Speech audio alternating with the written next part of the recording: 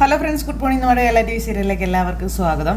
അങ്ങനെ ബാങ്കിലെ മാനേജറെ കാണാൻ നമ്മുടെ നാഗേന്ദ്രൻ ചെന്നു. ജലജ ബാങ്കിൽ അടുത്തിടെ എങ്ങനെ ചെന്നിട്ടുണ്ടോ എന്ന് ചോദിച്ചു. വന്നിട്ടുണ്ടായിരുന്നു എന്ന് മാനേജർ പറഞ്ഞു. അപ്പോൾ 15-ാം തീയതിക്ക് മുന്നേ ആണോ വന്നതെന്ന് ചോദിച്ചപ്പം അതെ. അപ്പോൾ എന്തിനാ വന്നതെന്നാണ് പറഞ്ഞത്?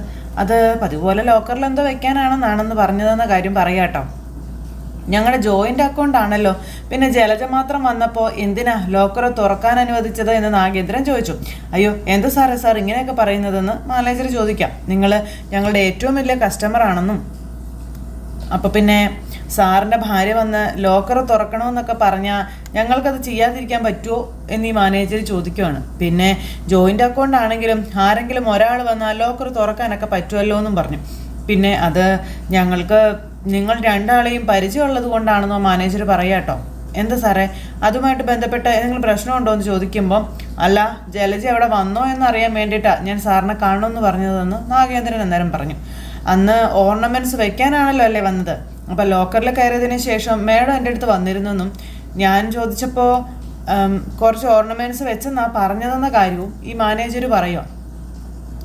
ബാങ്കിൽ വിളിച്ച് ചോദിച്ചിട്ട് കൃത്യമായ ഡേറ്റ് വേണമെങ്കിൽ പറയാമെന്ന് പറഞ്ഞു. അന്നേരം വേണ്ട, എനിക്ക് കിട്ടേണ്ടത് കിട്ടിക്കഴിഞ്ഞു എന്ന് ഈ നാഗേന്ദ്രൻ പറയാം കേട്ടോ. അത് കഴിഞ്ഞിട്ട് നേരെ പോവുക വീട്ടിലോട്ട്. ഈ സമയത്ത് ജലജ പേടിച്ചേരണ്ട് ഇങ്ങനെ നടക്കുവാണ്. കാലി കയറി നാഗേന്ദ്രൻ വീട്ടിലേക്ക് വരുന്നു. അപ്പോൾ നാഗേന്ദ്രൻ്റെ വരവ് കണ്ടപ്പോൾ ജലജയ്ക്ക് കാര്യം മനസ്സിലായി. നാഗേന്ദ്രൻ എല്ലാം അറിഞ്ഞിട്ടാണ് വന്നിരിക്കണതെന്ന്. ഇങ്ങനെ ഭയങ്കര ടെൻഷൻ അടിച്ച് ഭയങ്കര ഇതിലിങ്ങനെ നിൽക്കുക. അപ്പോൾ നീ ആ ജർമ്മൻ സ്വർണ്ണം എടുത്തില്ലെന്നല്ലേ പറഞ്ഞെന്ന് ചോദിക്കുമ്പം അതെ എന്ന് ജലജ. നിന്റെ ബാങ്ക് ലോക്കറിൽ അത് ഇല്ലല്ലോ. ഇല്ല എന്ന് പറഞ്ഞ് തീർന്നില്ല, കൊടുത്തു ജലജയുടെ ചെവിക്കല്ല് തീർത്ത് ഒറ്റ വരണം നാഗേന്ദ്രൻ. അപ്പം നിങ്ങൾ എന്തിനാ എന്നെ തല്ലിയത്? ഞാൻ ബാങ്ക് മാനേജറെ കണ്ടിട്ടാ വരുന്നതെന്ന് നാഗേന്ദ്രൻ ജലജയോട് പറഞ്ഞു. ആ സ്വർണം ഷെൽഫിൽ വെച്ചതിൻ്റെ പിറ്റേ ദിവസം നീ ബാങ്കിൽ പോയിട്ടുണ്ടെന്നുള്ള കാര്യം നാഗേന്ദ്രൻ അന്നേരം പറയാം. ബാങ്ക് ലോക്കറിൽ നീ പോയി തുറന്നിട്ടുമുണ്ട്. അയ്യോ എൻ്റെ ദൈവമേ, അതവിടെ വെച്ച് കുറച്ച് സ്വർണ്ണം എടുക്കാൻ വേണ്ടി പോയതാണെന്ന് പറയുമ്പോൾ എങ്കിലിപ്പോൾ നീ എൻ്റെ കൂടെ വരണം ബാങ്കിലേക്ക്. അപ്പോഴത്തേക്കും ജലജയുടെ കൈയും കാലും വരയ്ക്കാൻ തുടങ്ങി. നീ ബാങ്ക് ലോക്കർ തുറക്കണം എൻ്റെ കൺകെ. അതിനകത്ത് ജർമ്മൻ സ്വർണ്ണം ഉണ്ടോ എന്ന് എനിക്കറിയണമെന്നും ഈ നാഗേന്ദ്രൻ പറയുമ്പം അത് പിന്നെ നീ ഒന്നും പറയണ്ട, ഇപ്പം ഇറങ്ങണമെന്ന് പറഞ്ഞു നാഗേന്ദ്രൻ. ഇനി ഒരു നിമിഷം നിനക്ക് സാവകാശം തന്നാലേ നീ അവിടെ പോയി ലോക്കറിൽ നിന്ന് അതെടുത്ത് മാറ്റുമെന്ന് നാഗേന്ദ്രൻ പറഞ്ഞു. വേഷം മാറാൻ പോലും നിൽക്കട്ടെ, ഇറങ്ങണം എൻ്റെ കൂടെ വാ എന്നും പറഞ്ഞ് നാഗേന്ദ്രൻ ഇങ്ങനെ ജലജയം കൂട്ടി പോകാൻ നോക്കുമ്പോൾ താങ്കേട്ടാ എന്നും പറഞ്ഞുകൊണ്ട് ജലജയുടെ വിളിയും പിന്നാലെ ഒരു ചെല്ലലും. നാഗേന്ദ്രൻ ഇങ്ങനെ കലി കയറി നിൽക്കുകയല്ലേ ആ സമയം. അത് പിന്നെ എന്തിനാ ആ സ്വർണം കൊണ്ടുവന്ന് എന്നെ കാണിച്ചത്? ആ ഷെൽഫിൽ വെച്ചത് എന്തിനാ എന്ന് ജലജ നാഗേന്ദ്രനോട് ചോദിക്കുക. അങ്ങനെ ഒരു നെക്ലേസ് കണ്ട ഏത് സ്ത്രീയാ അത് വേണമെന്ന് ആഗ്രഹിക്കാത്തത്? അന്ന് തന്നെ ഞാനത് പറഞ്ഞതല്ലേ, നിനക്ക് സ്വർണത്തോട് അത്യാഗ്രഹം കൂടുതലാണെന്ന് നാഗേന്ദ്രൻ അന്നേരം പറഞ്ഞു. അതറിയാമല്ലോ, പിന്നെ എന്തിനാ അത് എന്നെ കൊണ്ടൊന്ന് കാണിച്ചതെന്ന് ജലജ നാഗേന്ദ്രനോട് ചോദിക്കുക കേട്ടോ. അപ്പോൾ നീ അത് എടുത്തു മാറ്റിയല്ലേ? എന്നിട്ട് എങ്ങനെയാടി അതിൻ്റെ ഡ്യൂപ്ലിക്കേറ്റ് നീ പകരം വെച്ചതെന്നൊക്കെ നാഗേന്ദ്രൻ ചോദിച്ചു. ആ സമയം അത് പിന്നെ നമ്മുടെ ജ്വല്ലറിയിലെ പഴയൊരു സ്വർണ്ണപ്പണിക്കാരനില്ലായിരുന്നോ ദേവരാജനങ്കിള്, അയാളുടെ കയ്യിൽ കൊണ്ടുപോയി കൊടുത്തിട്ട് അതുപോലെ ഒരെണ്ണം പണിയിപ്പിച്ചെടുത്തതാണെന്ന് ജലജ പറയുക. ഇതൊക്കെ നാഗേന്ദ്രൻ കിട്ടും അന്തം വിട്ട് നിൽക്കുക. മാറ്റു കുറഞ്ഞ സ്വർണവും കല്ലുകളൊക്കെ വെച്ചിട്ട് ഇത് നിൻ്റെ അച്ഛനോട് നീ പറയണമെന്ന് പറഞ്ഞു. അദ്ദേഹം ഇതിൻ്റെ പേരിൽ എന്നെ ചോദ്യം ചെയ്തു എന്നുള്ള കാര്യം നാഗേന്ദ്രൻ പറയുക. എന്നോടുള്ള അദ്ദേഹത്തിൻ്റെ വിശ്വാസം നഷ്ടപ്പെട്ടു. ഞാൻ മക്കളെക്കാളും കൂടുതൽ അദ്ദേഹം എന്നെയാണ് സ്നേഹിച്ചത്, ഈ മരുമോനെ. അതാണ് ഒറ്റ നിമിഷം കൊണ്ട് ഇല്ലാണ്ടായി പോയതെന്ന് നാഗേന്ദ്രൻ പറയുമ്പോൾ ഞാനത് പറഞ്ഞാൽ അച്ഛനും അമ്മയും എന്നെ തല്ലും, എന്നെ ചിലപ്പോൾ ഈ വീട്ടിൽ നിന്ന് പുറത്താക്കിയെന്നും വരും. അറിയാമല്ലോ ഞാനൊരു ദത്തുപുത്രിയാണെന്നുള്ള കാര്യം. അങ്ങനെ നിന്നെ വീട്ടിൽ നിന്ന് പുറത്താക്കുകയൊന്നും ഇല്ലയെന്നും നിന്നെ ശിക്ഷിക്കുമായിരിക്കുമെന്ന് നാഗേന്ദ്രൻ പറയുമ്പം എനിക്കൊരു അബദ്ധം പറ്റിപ്പോയതാ. എന്നെ രക്ഷിക്കണം നാഗേട്ടാ, എന്നെ രക്ഷിക്കണമെന്ന് പറഞ്ഞുകൊണ്ട് ജലജ നാഗേന്ദ്ര കാല് പിടിക്കുന്നു. അപ്പോൾ എങ്ങനെയാണെന്ന് ചോദിച്ചു. ആ സമയം തൽക്കാലമേ എൻ്റെ സ്വർണത്തോടുള്ള ഇഷ്ടം കാരണം നാഗേട്ടൻ അത് ബാങ്ക് ലോക്കറിൽ വെച്ചെന്ന് പറഞ്ഞാൽ മതിയെന്ന് പറഞ്ഞു. ഇത് കേട്ട് കഴിഞ്ഞപ്പോൾ നാഗേന്ദ്രൻ ഞെട്ടി. വീണ്ടും ഞാൻ കള്ളനാകണം അല്ലേ?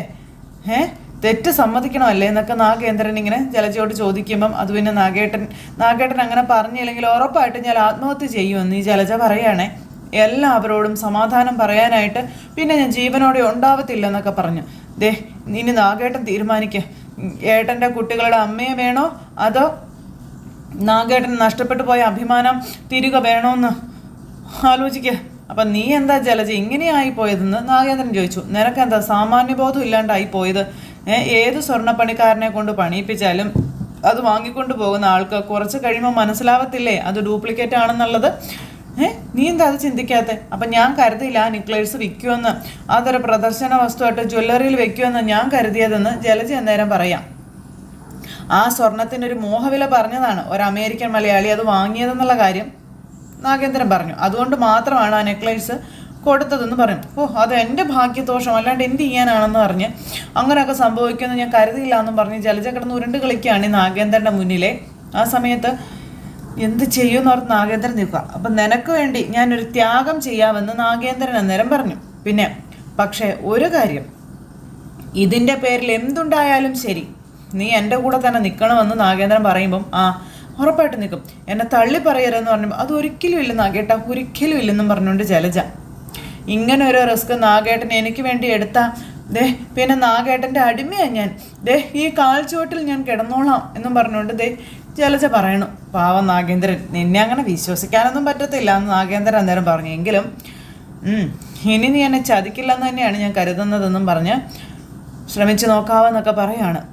ശരി, ഞാൻ വേണ്ടത് ചെയ്തോളാമെന്ന് പറഞ്ഞു നാഗേന്ദ്രൻ അവിടുന്ന് പോയി. ജലജ അവിടെ നിൽക്കുന്നു. ഈ സമയം പിന്നെ കാണിക്കുന്ന മുത്തശ്ശൻ അവിടെ ഓഫീസിൽ ഇരിക്കുക. ആ സമയത്ത് ഈ നാഗേന്ദ്രൻ മുത്തശ്ശൻ്റെ അടുത്തേക്ക് ചെന്നു. അങ്കിൾ എന്ന് പറഞ്ഞ് വിളിച്ചപ്പോൾ ആ ഒറിജിനൽ നെക്ലേസ് എവിടെ പോയെന്ന് നീ കണ്ടെത്തിയോ എന്ന് ചോദിച്ചു. ആ സമയം പേടിച്ചരണ്ട് ഇങ്ങനെ നിൽക്കുക കേട്ടപ്പോൾ നാഗേന്ദ്രൻ. അല്ലെങ്കിൽ അതെങ്ങനെ നഷ്ടപ്പെട്ടതെന്ന് നിനക്ക് അറിയാൻ പറ്റുമോ എന്നൊക്കെ ഇങ്ങനെ ചോദിക്കുക. അപ്പോൾ ഈ നാഗേന്ദ്രൻ വന്ന് ഇങ്ങനെ നോക്കി നിൽക്കുക. ഞാൻ മനസ്സിലാക്കിയ നാഗേന്ദ്രൻ പണത്തിന് വേണ്ടി ഒന്നും ചെയ്യില്ലെന്ന് എനിക്കറിയാം, നിനക്ക് ചതി പറ്റിയത് എവിടെയാണെന്ന് എനിക്ക് അറിയണമെന്ന് പറഞ്ഞപ്പം അത് പിന്നെ എൻ്റെ ജീവിതത്തിൽ ഇന്നേ വരെ സ്വർണവും പണമൊന്നും ഞാൻ കൊതിച്ചിട്ടില്ല എന്നും, എന്നാൽ അപൂർവങ്ങളിൽ അത്യപൂർവമായ കളക്ഷനാണ് അങ്കിള് ജർമ്മനിയിൽ നിന്ന് കൊണ്ടുവന്നത് എന്ന് നാഗേന്ദ്രൻ പറയുമ്പോൾ അതെ, അത് കണ്ട് വസുന്ധരയ്ക്ക് പോലും അതിനോട് താല്പര്യം തോന്നിയതാണെന്ന കാര്യം മുത്തശ്ശൻ പറയാട്ടോ. ഞാനത് വസുന്ധരയ്ക്ക് സമ്മാനിക്കണമെന്ന് കരുതിയപ്പോഴാണ് അതിൻ്റെ ഒറിജിനൽ വിലയേക്കാൾ കൂടുതൽ പൈസ തന്ന് അതെടുക്കാൻ പൈസ തയ്യാറായതെന്ന കാര്യവും മുത്തശ്ശൻ പറയാണ്. അങ്ങനെ അപൂർവങ്ങളിൽ അത്യപൂർവമായിട്ടുള്ള ആ ഒരു നെക്ലേസിന് എന്ത് സംഭവിച്ചു എന്നാണ് എൻ്റെ ചോദ്യമെന്ന് അദ്ദേഹം ഇങ്ങനെ പറയുമ്പോൾ നാഗേന്ദ്രൻ നിന്ന് ഇങ്ങനെ ഉരുവുക. എന്താ നീ ആലോചിക്കുന്നതെന്ന് ചോദിച്ചു. നീ വ്യക്തമായ ധാരണയോടുകൂടിയാണ് വന്നിരിക്കുന്നത്, നിനക്കറിയാം ആ സ്വർണത്തിന് ശരിക്കും എന്താണ് സംഭവിച്ചത് എന്നുള്ളത്. അപ്പോൾ അറിയാം അങ്കിളെ, എനിക്ക് ഒരബദ്ധം പറ്റിപ്പോയതാണെന്ന് പറഞ്ഞപ്പം എന്തബദ്ധം? അത് പിന്നെ ജലജയുടെ അമ്മയ്ക്കൊക്കെ ആ സ്വർണം കണ്ട് ഇഷ്ടപ്പെട്ടതുപോലെ ജലജയ്ക്കും അത് ഇഷ്ടപ്പെട്ടായിരുന്നു. അപ്പോൾ അവളത് വേണമെന്ന് എന്നോട് പറഞ്ഞു. അങ്കിളിന് അറിയാമല്ലോ, അവൾ എന്തു പറഞ്ഞാലും ഞാനത് സാധിച്ചു കൊടുക്കാറുണ്ടെന്നുള്ള കാര്യം എന്ന് പറഞ്ഞു ഇങ്ങനെ ഇരിക്കുക മുത്തശ്ശൻ. അതുകൊണ്ട് ഞാൻ എൻ്റെ പരിചയത്തിലുള്ളൊരു സ്വർണ്ണപ്പണിക്കാരനെ കൊണ്ട് അതുപോലെ ഒരു നെക്ലേസ് പണിതെടുത്തതാണെന്നുള്ള കാര്യം ഈ നാഗേന്ദ്രൻ പറയുന്നു. ഇങ്ങനെ കൊണ്ടും മുറിച്ചിങ്ങനെ ഇരിക്കുക. എന്നിട്ടാണ് അതുകൊണ്ട് എക്സിബിഷൻ ഹാളിൽ വെച്ചതെന്ന്. അപ്പോൾ മുത്തശ്ശൻ അത് വിശ്വസിച്ചല്ല. അങ്ങനെ വെക്കുമ്പോഴും എൻ്റെ മനസ്സിലൊരു ചിന്തയുണ്ടായിരുന്നു, ആ നെക്ലേസ് നമ്മൾ ആർക്കും കൊടുക്കില്ല എന്നുള്ളത്, അത് വിൽക്കില്ല എന്നുള്ളത്. അതുകൊണ്ടാണ് ഞാൻ ധൈര്യമായിട്ട് അത് മാറ്റിയതെന്നുള്ള കാര്യം പറയാട്ടോ നാഗേന്ദ്രൻ. എന്നാൽ പൈസാറ് വലിയ എമൗണ്ട് പറഞ്ഞ് മുന്നോട്ട് വന്നപ്പോൾ എൻ്റെ കണക്കുകൂട്ടലുകൾ പിഴച്ചു പോയി എന്നൊക്കെ പറഞ്ഞ് ഇങ്ങനെ നാഗേന്ദ്രൻ പറയാം. അപ്പോഴത്തേക്കും മുത്തശ്ശൻ ചാടി അങ്ങ് എഴുന്നേറ്റു. കൊള്ളാടാ, ഞാൻ വിശ്വസിച്ച എൻ്റെ മകളുടെ ഭർത്താവ് എന്നോടും വസുന്ധരയോടും ഇങ്ങനെ തന്നെ ചെയ്യണമെന്ന് മുത്തശ്ശൻ. ഒരു കമ്പനിയുടെ അന്തസ്സ് കളയുന്ന പ്രവൃത്തിയാണ് നീ ചെയ്തതെന്നൊക്കെ പറഞ്ഞ് ഒരിക്കലും എന്നെപ്പോലെ ഒരാൾക്ക് പൊറുക്കാൻ പറ്റാത്ത തെറ്റ് നീ കള്ളനാണെന്നൊക്കെ പറഞ്ഞു മുത്തശ്ശൻ. മൂർത്തി ജ്വല്ലറിയിൽ നിന്ന് സ്വർണ്ണം മോഷണം പോയാൽ അതിന് ഉത്തരവാദിയായവന് മോഷ്ടാവെന്നാണ് ഞാൻ മുദ്ര കുത്തുന്നത് എന്ന് മുത്തശ്ശൻ പറയാം. എല്ലാവരും പിന്നെ അങ്ങനെ തന്നെയാണ് അവരെ കാണുന്നതെന്നും പറഞ്ഞു. നീയും അങ്ങനെ തന്നെയാണ്, ഒരു മോഷ്ടാവാണെന്നൊക്കെ പറഞ്ഞ് ഇങ്ങനെ പറഞ്ഞപ്പം ഒരബദ്ധം പറ്റിയതാണ് അങ്കളെന്ന് പറയാട്ടോ നാഗേന്ദ്രൻ. ഈ ഒരു തവണത്തേക്ക് എന്നോട് ക്ഷമിക്കണം. ക്ഷമിക്കണമല്ലേ? തെറ്റ് ചെയ്തവന് ഞാൻ എന്ത് ശിക്ഷയാണ് ചെയ്തതെന്ന് നീ കണ്ടിട്ടുള്ളതല്ലേ എന്ന് മുത്തശ്ശൻ എന്തായാലും ചോദിച്ചു. നേരിട്ട് നീ അതെല്ലാം അനുഭവിച്ചിട്ടുള്ളതല്ലേ? അങ്ങനെയുള്ള എൻ്റെ മുഖത്ത് നോക്കി എന്നോട് നീ ക്ഷമിക്കാൻ പറയുകയാണോ എന്ന് ചോദിച്ചു. ജലജയ്ക്ക് അത് അത്ര ഇഷ്ടമായതുകൊണ്ടാണ് അങ്ങനെ ചെയ്യേണ്ടി വന്നത്. സ്ത്രീകൾക്ക് സ്വർണത്തോട് വലിയ ഇഷ്ടമാണ്, ആവേശമാണ്.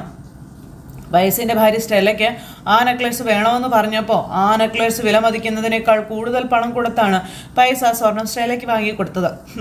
അതാണ് സ്വർണത്തിനോടുള്ള പെണ്ണിൻ്റെ മനസ്സ്. അങ്ങനെയുള്ളപ്പോൾ അത്യാവശ്യം ആഗ്രഹവും അത്യാഗ്രഹമുള്ള നിന്റെ ഭാര്യ ആ നെക്ലേസ് കാണുമ്പോൾ അത് വേണമെന്ന് പറഞ്ഞു നക്കി ഇരിക്കുമെന്നുള്ള കാര്യം മുത്തശ്ശൻ ഇങ്ങനെ പറയാട്ടോ. എൻ്റെ വസുന്ധര പോലും അത് ഇഷ്ടപ്പെട്ടിട്ട് അയാൾക്ക് വേണമെന്ന് അയാൾ പറഞ്ഞ കാര്യം ഞാൻ നിന്നോട് പറഞ്ഞില്ലേ? അപ്പോൾ പിന്നെ ജലജയുടെ കാര്യം പറയണമെന്നുണ്ടോ എന്നൊക്കെ ചോദിച്ചുകൊണ്ട് ഭയങ്കരമായിട്ട് ഒച്ച വെച്ചു. അതിനാരും അറിയാതെ നീ കാണിച്ച പണിയുണ്ടല്ലോ, അത് പോർക്കണോ വേണ്ടയോന്ന് ഈ സ്ഥാപനത്തിലുള്ളവർ പറയട്ടെ എന്നും പറഞ്ഞിട്ട് എല്ലാവരുടെയും മുന്നിലേക്ക് വലിച്ചുകൊണ്ട് പോവുകയാണ്. നാഗേന്ദ്രനെ കൊണ്ടുവന്ന് ഇവരുടെ മുന്നിലേക്ക് ഇട്ടുകൊടുത്തു. അവരുടെ എല്ലാവരുടെ മുന്നിൽ കൊണ്ടുവന്ന് ചെവിക്കല്ല് തീർത്തൊരു അടിയും കൊടുത്തു. അപ്പോൾ നാഗേന്ദ്രൻ ഇങ്ങനെ അടിയും മേടിച്ചിങ്ങനെ അവിടെ നിൽക്കും. അപ്പോൾ എല്ലാവരും അന്താളിച്ചിങ്ങനെ നോക്കി നിൽക്കട്ടെ ഇവരെ. എന്താ അച്ഛാ, എന്താ കാര്യം എന്ന് അജയനും ജയനും ചോദിക്കുവാണ്. ആ സമയം ബാങ്ക് ലോക്കറിൽ കൊണ്ടുവച്ചിരിക്കുക ആ സ്വർണം കൈയോടെ പിടികൂടി. അന്നേരം നാഗേന്ദ്ര സത്യമാണോ അച്ഛൻ പറഞ്ഞതെന്ന് ജയൻ ചോദിച്ചു. ഞാൻ പിന്നെ കളം പറയാനോടാ എന്ന് ചോദിച്ചുകൊണ്ട് മുത്തശ്ശൻ ഭയങ്കരമായിട്ട് ദേഷ്യപ്പെടുന്നു. ജലജയ്ക്ക് സ്വർണത്തോട് ആർത്തിയാ, പക്ഷെ എന്തിനാ നാഗേന്ദ്ര നീ അവളുടെ വാക്ക് കേട്ടിട്ട് കമ്പനിയെ തകർക്കുന്ന പരിപാടി കാണിച്ചതെന്ന് അജയൻ ചോദിക്കട്ടെ. നാഗേന്ദ്രൻ ഇങ്ങനെ വിഷമിച്ച് തല കുനിച്ച് ഇങ്ങനെ നിൽക്കുവാണ്.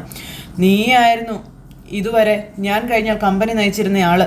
ജയനും അജയനും ഉൾപ്പെടെ നിന്റെ കീഴിലായിരുന്നു എന്ന കാര്യവും പറഞ്ഞ് അങ്ങനെയുള്ള അവരുടെയൊക്കെ മുന്നിൽ വെച്ച് ഞാൻ പറയാണ്, ഇനി മേലിൽ എൻ്റെ സ്ഥാപനത്തിൽ നീ കയറിപ്പോകരുതെന്ന്. അത് കേട്ടപ്പം നാഗേന്ദ്രൻ ഞെട്ടിപ്പോയി.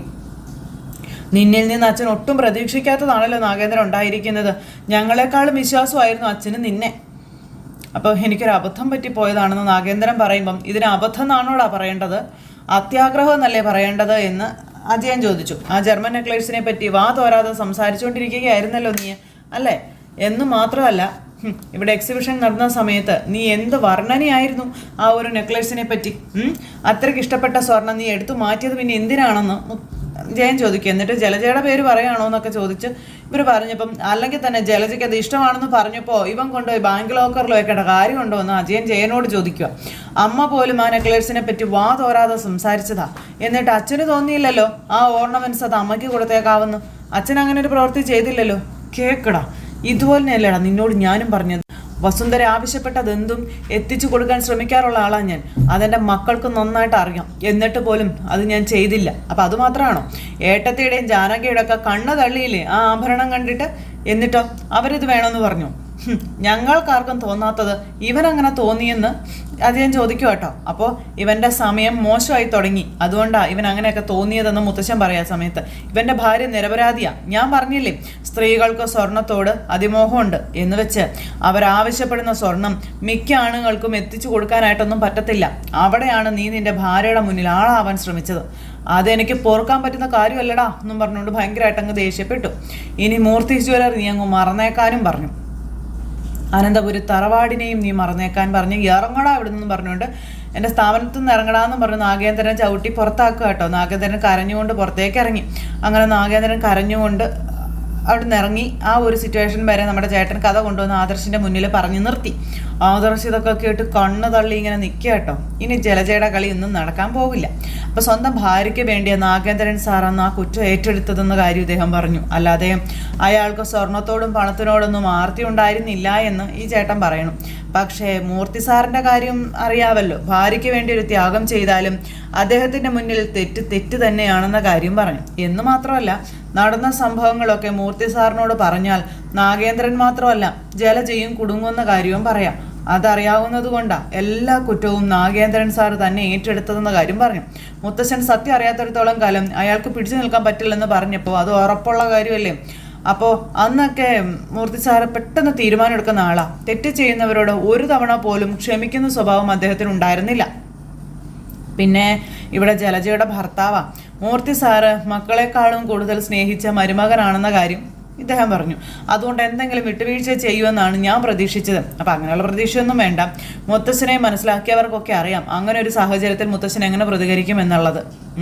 അപ്പം നാഗേന്ദ്രൻ സാറിൻ്റെ കാര്യത്തിലും ഒരു വിട്ടുവീഴ്ചയും അദ്ദേഹം ചെയ്തില്ലെന്ന കാര്യവും പറയുന്നു. പിന്നീട് നാഗേന്ദ്രൻ്റെ ചിന്തകളെല്ലാം തകിടം മറിയുന്ന സംഭവങ്ങളാണ് അവിടെ നടന്നതെന്ന കാര്യവും പറയാം. പിന്നെയും അനന്തപുരി തറവാട്ടിലേക്ക് കാര്യങ്ങൾ വന്നു. എല്ലാവരും ഇങ്ങനെ ഇരിക്കും കേട്ടോ. മുത്തശ്ശനും മുത്തശ്ശിയും മക്കളും എല്ലാവരും ഇങ്ങനെ ഇരുന്ന് ഈ കാര്യത്തെപ്പറ്റി ചർച്ച ചെയ്തുകൊണ്ടിരിക്കുന്നു. ഈ സമയത്ത് നാഗേന്ദ്രൻ ഇറങ്ങി വരുവാണ്. ഒപ്പം ജലജയും മക്കളും ഉണ്ട് കൂടെ. അബിയും അതുപോലെ അവന്തികയും കുഞ്ഞു മക്കളവർ. അങ്ങനെ പെട്ടിയൊക്കെ ആയിട്ട് നമ്മുടെ നാഗേന്ദ്രൻ ഇറങ്ങി വരുന്നു. പിന്നാലെ അവരും ഇറങ്ങി വരുന്നു. അങ്ങനെ അവരിങ്ങനെ വന്ന് നിൽക്കുമ്പം ഒരബദ്ധം പറ്റിപ്പോയി, ഈ ഒരു തവണത്തേക്ക് എന്നോട് ക്ഷമിച്ചുവിടെങ്കിലെന്ന് നാഗേന്ദ്രൻ ചോദിച്ചു. അപ്പോൾ ഒരിക്കലും ക്ഷമിക്കാൻ പറ്റത്തില്ല, ഇറങ്ങിപ്പോടാ എന്നും പറഞ്ഞു മുത്തശ്ശൻ ഭയങ്കരമായിട്ട് ദേഷ്യപ്പെടുന്നു. അപ്പോൾ ഇവിടെ നിന്ന് ഇറങ്ങിപ്പോകാൻ എന്നും പറഞ്ഞുകൊണ്ട് ഇങ്ങനെ പറയുകയാണ്. അപ്പോഴത്തേക്കും ഇറങ്ങിപ്പോടാ, നിന്നെ തല്ലി നോച്ചാൽ വിടേണ്ടതെന്ന് പറഞ്ഞ് അജയനും പറഞ്ഞു. ജലജ ഇങ്ങനെ ഒന്നും അല്ലാത്ത പോലെ ഇങ്ങനെ നിൽക്കുക കേട്ടോ. ആ സമയം ഇനി ഇവിടെ നിന്നാ നിനക്ക് നേരെ നടന്നു പോകാൻ പറ്റത്തില്ല എന്ന് ജയൻ പറഞ്ഞു. മുളന്തിയെ നീ ഇവിടെ നിന്ന് പോകത്തുള്ളൂ, നിന്റെ മൂട്ടുകാലി ഞങ്ങൾ തല്ലി ഓടിക്കുമെന്ന് ജയൻ പറയാം. ആ സമയത്ത് നോക്കി നിൽക്കാതെ പോടാ എന്ന് മുത്തശ്ശിയും പറയണം. അങ്ങനെ അങ്ങനെ അങ്ങനെ എല്ലാവരും നോക്കി നിൽക്കെ പോവാ എന്ന് പറഞ്ഞ് ജലജയോട് നാഗേന്ദ്രൻ പറയാട്ടോ. അത് പിന്നെ ഈ 2 കുട്ടികളെയും കൊണ്ട് ഞാൻ നാഗേട്ടൻ്റെ കൂടെ വന്നാൽ നമ്മുടെ കുഞ്ഞുങ്ങളുടെ കാര്യം കഷ്ടത്തിലാവില്ലേ എന്ന് ജലജ നാഗേന്ദ്രനോട് ചോദിക്കും. അപ്പം നാഗേന്ദ്രൻ ഇങ്ങനെ നോക്കുവാട്ടോ ജലജ എല്ലാവരും. അപ്പം നീ പുറപ്പെടാൻ വേണ്ടിയല്ലേ എന്നോടൊപ്പം വന്നതെന്ന് ചോദിച്ചപ്പം എനിക്ക് ജീവിക്കണം എന്ന് ജലജ നാഗേന്ദ്രനോട് പറയാട്ടോ. നാഗേട്ടൻ ചെയ്ത തെറ്റിന് ഞാനും എൻ്റെ കുട്ടികളും എന്തിനാ ശിക്ഷ അനുഭവിക്കുന്നതെന്ന് ജലജ പറയും. എന്തൊക്കെയാണ് ജലജ നീ പറയുന്നതെന്ന് ചോദിച്ചു. ഞാൻ ഈ പിള്ളേരെ കൂട്ടി എങ്ങോട്ടും ഇല്ലെന്ന് പറഞ്ഞ് നാഗേന്ദ്രൻ്റെ കാല് വാരി നല്ല മാന്യമായിട്ട് നിങ്ങൾ തെറ്റ് ചെയ്തെങ്കിൽ നിങ്ങൾ ഈ വീട്ടിൽ നിന്ന് പോണമെന്ന് ജലജ നാഗേന്ദ്രനോട് പറയുക. അതിൻ്റെ പിന്നാലെ ഞങ്ങൾ വരേണ്ട കാര്യം എന്താണെന്നൊക്കെ ജലജ ചോദിച്ചു. നാഗേന്ദ്രൻ അന്താളിച്ചിങ്ങനെ നോക്കുക. ഓ അപ്പം നിനക്ക് വെറും ബുദ്ധിയല്ല അതിബുദ്ധിയല്ലേ എന്ന് നാഗേന്ദ്രൻ ജലജയോട് ചോദിക്കുക കേട്ടോ. അങ്കിളെ എനിക്ക് ചിലത് പറയാനുണ്ടെന്ന് പറയുമ്പോൾ നീ ഇനി ഒന്നും പറയണ്ട, എനിക്കൊന്നും കേൾക്കുക വേണ്ടാന്ന് മുത്തശ്ശൻ. അപ്പം നിന്റെ ഭാര്യയും മക്കളും നിനക്കൊപ്പം വരാൻ തയ്യാറല്ലെങ്കിൽ നീ തനിച്ചു പോകണമെന്ന് മുത്തശ്ശൻ പറയാം. ആ സമയം പോകുന്നതിന് മുൻപ് എനിക്ക് കുറച്ച് കാര്യങ്ങൾ പറയാനുണ്ടെന്ന് പറയുമ്പോൾ നീ ഒന്നും പറയണ്ടെന്ന് പറഞ്ഞില്ലേ എന്ന് ജയൻ പറഞ്ഞു. അതുപോലെ ആരും നാഗേന്ദ്രനെ കൊണ്ട് കാര്യം പറയാൻ സമ്മതിച്ചില്ല. അപ്പം സ്വർണത്തിൽ മായം കലർത്തി അച്ഛനെയും ഈ കുടുംബത്തെയും നാണം കെടുത്തിയെന്നും ഇനി അയാൾ സ്വയം ന്യായീകരിക്കാൻ നിൽക്കുക പോയിക്കോട്ടോ തനിക്ക് എന്ന് ദേവയാനിയും ചോദിച്ചു. ആ സമയത്ത് ഇറങ്ങിപ്പോടാ എന്നും പറഞ്ഞുകൊണ്ട് നമ്മുടെ അജയം പിടിച്ച് തള്ളി നാഗേന്ദ്രനെ. നാഗേന്ദ്രൻ ഇങ്ങനെ തിരിഞ്ഞ് ഇവരെല്ലാവരെയും നോക്കിയിട്ട് അവിടെ നിന്ന് അങ്ങ് ഇറങ്ങുക കേട്ടോ. അപ്പോൾ നാഗേന്ദ്രൻ പോകുന്ന സമയത്ത് ജലജയെ ശരിക്കും ഒന്ന് നോക്കിയേച്ചാ പോകുന്നത്. ജലജ അന്നേരം ഇങ്ങനെ തിരിഞ്ഞ് നോക്കി കണ്ണും താഴ്ത്തി ഇങ്ങനെ നിൽക്കുകയാണ്, നാഗേന്ദ്രൻ്റെ മുഖത്ത് പോലും നോക്കാതെ. നാഗേന്ദ്രന് മനസ്സിലായി പെണ്ണുമ്പോൾ ഇൻ്റർനാഷണൽ പണി കൊടുത്തതാണെന്ന്. അങ്ങനെ നാഗേന്ദ്രൻ പടി ഇറങ്ങുന്ന ആ ഒരു സിറ്റുവേഷൻ കാണിച്ചുകൊണ്ടാണ് ഇന്നത്തെ നമ്മുടെ കഥ അവസാനിച്ചിട്ടുള്ളത്.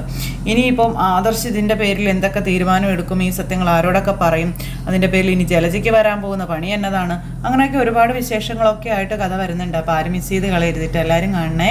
എല്ലാവർക്കും നല്ലൊരു ദിവസം ആശംസിക്കുന്നു. എല്ലാവരുടെയും സപ്പോർട്ടിനും സ്നേഹത്തിനും ഒത്തിരി നന്ദി അറിയിച്ച് നിർത്തുകയാണ്. ടാറ്റാ.